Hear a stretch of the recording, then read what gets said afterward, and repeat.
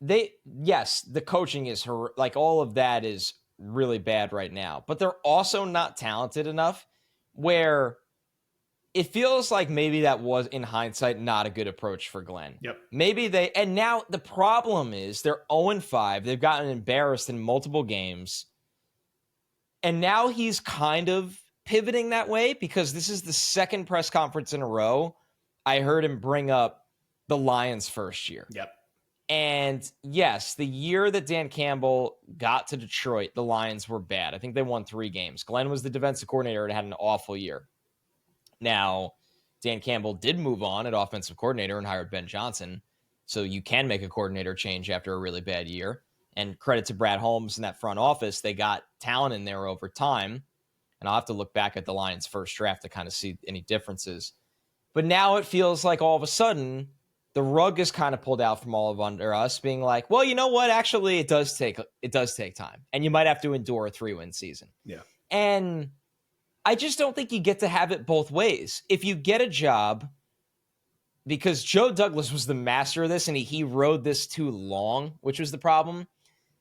Douglas got here and all they did was talk about and leak to everybody that would listen how dog shit the roster was.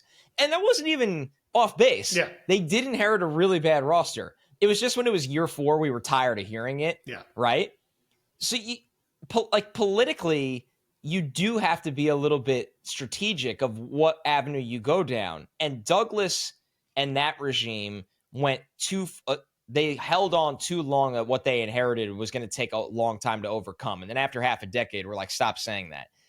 Glenn, and this is almost me defending Glenn because it feels like just a mistake he made that he can't go back on, but he's trying to, got here so confidently and thought they were more talented than they are. And they're maybe not right now because you don't have a quarterback, but you don't have a lot of things.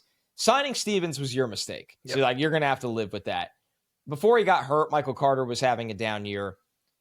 They have one pass rusher in Will McDonald. A big problem has been, for as amazing as Quinnen has been against the run, he's given them nothing as a pass rusher, which is kind of a change. That's not the norm, and that's going to be really interesting. We're not going to do the whole trade deadline combo, I think, tonight, but that conversation when you're 0-5 creeps up on you earlier than you want it to. It's coming fast, yeah. It is coming fast. They paid Sherwood because I think they wanted some stability with the room they walked into. And he's been horrendous. Truly. This is Mo Wilkerson bad. He's one of the worst contracts in football. He's unplayably bad. They just can't bench him right now because they have no other linebackers.